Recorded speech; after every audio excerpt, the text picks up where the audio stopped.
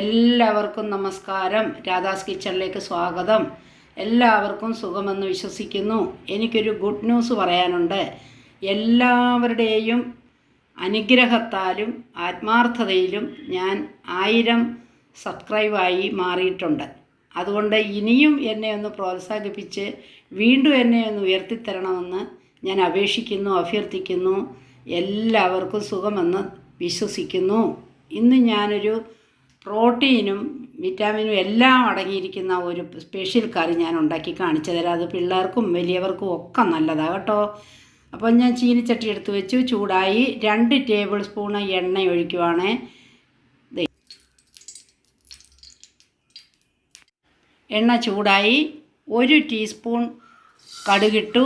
അതുപോലെ തന്നെ 1 ടീസ്പൂൺ നമുക്ക് ജീരകവും കൂടെ കടുകിൻ്റെ കൂടെ ഇട്ടു. അത് നല്ലപോലെ മൊരിഞ്ഞു. വേണ്ടൊരു 3 സവാള സവാളനെ നീളത്തിൽ കനം കുറച്ച് അരിഞ്ഞെടുക്കണം കേട്ടോ. ഒരു 3 എണ്ണ. കുറച്ച് കരിവേപ്പില എടുത്തു, അതും കൂടി ഇതിനകത്ത് ഇട്ടിട്ട് ജസ്റ്റ് ഒന്ന് ഇളക്കുവാണ്. 1 ടീസ്പൂണ് ഉപ്പാണ് എടുത്തിരിക്കുന്നത്. അത് കഴിഞ്ഞ് നമുക്ക് മസാല ചെക്ക് ചെയ്യാം, വേണമെങ്കിൽ പിന്നിടാം. പിന്നെ നല്ലൊരു കഷ്ണം ഇഞ്ചിയും 5-6 കഷ്ണമെങ്കിലും വെളുത്തുള്ളിയും കൂടെ ചതച്ചെടുത്തതാണ്.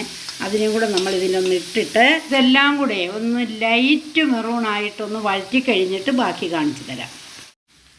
ലൈറ്റ് മെറൂണായിട്ട് ഇതൊന്ന് വഴറ്റി കിട്ടി. അപ്പോൾ നമ്മൾ 1 ടീസ്പൂൺ കുരുമുളകിൻ്റെ പൊടി അതിട്ടു. 1 ടീസ്പൂൺ മല്ലിപ്പൊടി, 1/2 ടീസ്പൂൺ മുളക് പൊടി, 1/2 ടീസ്പൂൺ മഞ്ഞൾപ്പൊടി, 1 ടീസ്പൂൺ നിറച്ച് ഗരം മസാലയുടെ പൊടി. നല്ല 2 വലിയ തക്കാളി എടുത്തിട്ട് അതിനെ മീഡിയം സൈസിൽ ഇതുപോലെ അരിഞ്ഞെടുക്കണം കണ്ടോ. എന്നിട്ട് അതിനെയും കൂടെ ഒന്ന് ഇട്ടിട്ട് നമുക്ക് നന്നായിട്ട് ഇതിനെ ഒന്ന് ഇളക്കി ഒന്ന് യോജിപ്പിക്കണം. അപ്പോൾ അതിനു വേണ്ടി നമ്മൾ ഈ തക്കാളി ഒന്ന് യോജിക്കാൻ വേണ്ടിയിട്ടേ കുറച്ച് വെള്ളം 50 മില്ലിയെ കാണത്തുള്ളൂ കണ്ടോ. അതും കൂടെ ഒന്ന് ഒഴിച്ചിട്ട് നമുക്ക് ഇളക്കി നല്ലതുപോലെ പരുവപ്പെടുത്തി എടുക്കാം. ഇതെല്ലാം നന്നായിട്ട് വഴറ്റി കണ്ടോ. അതിന് ശേഷം പിന്നെ ഇനി ഇളക്കരുതേ. നമുക്ക് ഇനി ഇടേണ്ടത് മുട്ടയാണ്. മുട്ട നമ്മളെപ്പോഴും സെപ്പറേറ്റ് പൊട്ടിക്കുമ്പോൾ നല്ലതാണ്. കേടുണ്ടെങ്കിൽ നമുക്ക് അറിയാൻ പറ്റും. ഒന്നിച്ച് പൊട്ടിച്ച് കഴിഞ്ഞാൽ കേടുണ്ടെങ്കിൽ എങ്ങനെ അറിയാൻ പറ്റും? എല്ലാം കേടായിപ്പോവും. അതുകൊണ്ട് ഓരോ മുട്ടയും എടുത്തിട്ട് ഓരോ സൈഡിലും ഇങ്ങനെ ഒഴിച്ച് വെക്കുക. അടുത്ത മുട്ടയെ ഒഴിച്ചു. ഞാൻ 4 മുട്ടയുടെയും കൊണ്ടാണ് ചെയ്യുന്നത്. ഇളക്കരുത് കേട്ടോ. 4 മുട്ടയും ഞാൻ ഒഴിച്ചു.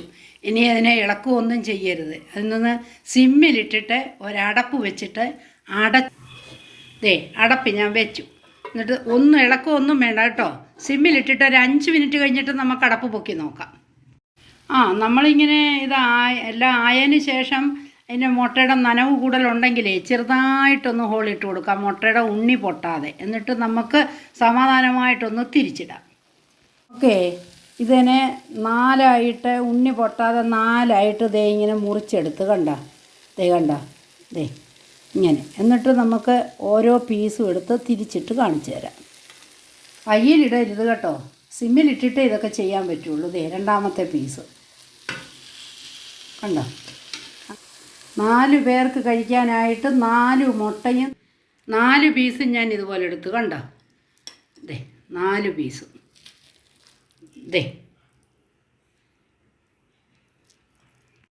കറി റെഡിയായി. എല്ലാവരും ഇതേപോലെ ഉണ്ടാക്കി കഴിക്കണേ. എല്ലാവർക്കും നന്ദി, നമസ്കാരം.